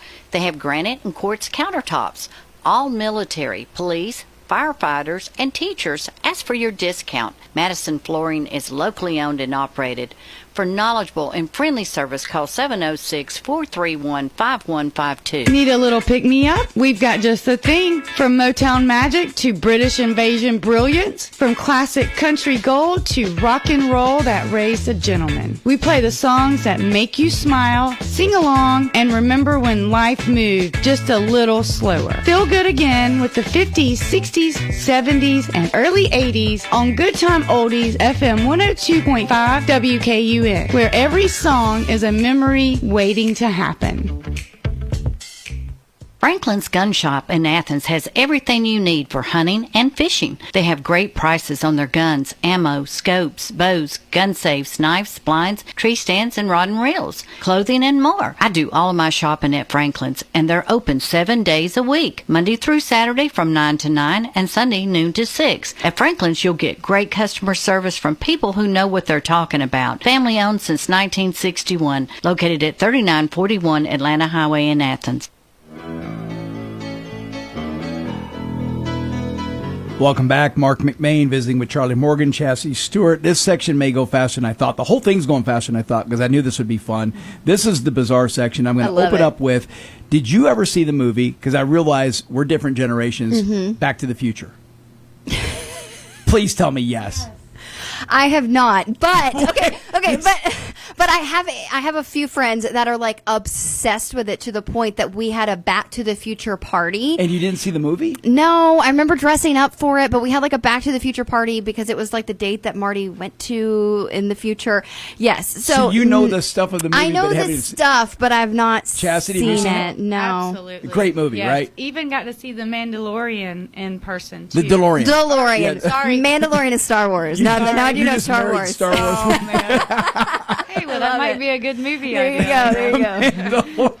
Disney and Universal probably aren't going to team up for that Chassie, one. you just made my day.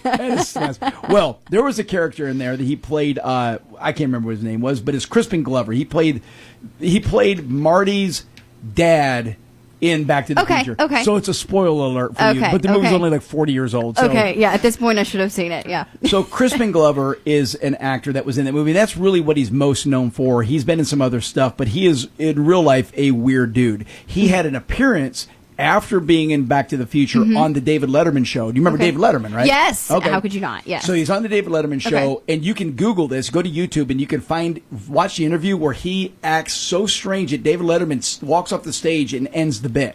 Right? Oh, like that's bizarre. Oh, no. He is. That's why I told you this is bizarre. So now it gets even worse. He has now, he's being charged in a lawsuit where he has lured a woman from the UK with the promises of housing and work and then allegedly controlling her actions and using her for sex and free labor. So it's like a Russian bride, but it's like a London, UK English bride. Like keeping her in the basement. Type of deal. So I don't know if there's kidnapping. Again, this is alleged, so we have to, let the process work out. Right. But there's all kinds of stuff in the police report about that she claimed that he choked her and all this creepy things and all kinds of weird, nasty stuff that I'm not going to say on the air. But if you knew who the dude was, this is not a surprise because he is a strange individual. Well, I guess my question is, they have the internet in England. Why are you not Googling this guy's name? Last dude you go work for. Yeah, you know what I'm saying? Like, unless he gave you some kind of crazy fake name, why are we not doing like our internet search on that? That's a great point. Absolutely, do not misunderstand. I'm not saying this is her fault, but like, if he's well known and documented that he was this far off the deep end, why did just creepy weird? Yeah, why would he made an album? He made an actual album back in the day, and I think the name of the album was something like Clowny Clown Clown. Go look it up and be sure you haven't eaten anything recently because you're gonna puke. He's so strange. The guy is really a weird dude. And so when I read that story, I'm like, ooh, we got to talk about that. Hollywood does that, though. They just attract these weird guys. And you have, like if you look at Tom Cruise, he's weird. He's an oddball. The thing that he has going for him is he's good looking and he's a really good actor. He is a good actor. He's an amazing actor, and he does all his own stunts. But he's crazy too. Church of Scientology advocate too. That's what I'm saying. So he's if he wasn't good looking, would we look the other way? You know? No, would we? no, Yeah, it's just bizarre. Well, that's a good word for it. I hope that gets resolved, and that is just a stunner. All right, check this one out. Do you guys know what a TikTok travel influencer is? Somebody that because I don't. I get the idea of it. Yeah. Yes, I'm not a TikTok guy, but I guess they get out there and they put videos and they influence people to do stuff. This particular one, Tara Woodcox, she's faced major backlash. Oh, that sounds like a big punishment. She's faced backlash. But what she's doing is she's saying, hey, if you're in a bind and you're in a hotel room, you can wash your underwear in the coffee maker. Oh. I was just in a hotel room over the weekend, and I was pouring the water in the little reservoir thing, and there looked like just like hard water stains, but I was like, no, I'm good. Like She may have been there before you. Maybe, but Yeah. like that was enough for me to be like, no, I'll get my coffee in the lobby on my way out, kind of thing. Yep. So here's what she did. That's disgusting. I'll never use another coffee maker. Bring your I squashed it own. for you and my Yeah. listeners. There's no doubt.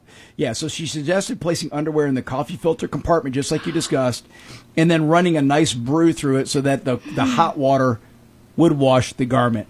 Okay, here's the thing. You can buy a pack of underwear at Walmart for like $9. Like, are we that hard up that we need? And like, they don't take up that much space. It's underwear.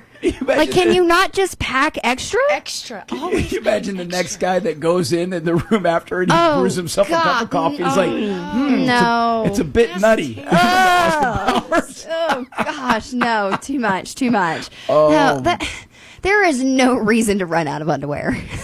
There's always a Walmart. Go to Walmart. There's always a Walmart nearby. Just get a pack of 8. You know what I'm saying? They're $9. A lot of these hotels provide you can laundry find a cleaning pair of services. Oh, mercy. That's some bad coffee right there. All right. And then Tess Holliday. She's a big girl. I don't know her, but she's, I guess, Yes. She's very well known. TikTok Yes. video. I don't know. What is she? An artist? A model.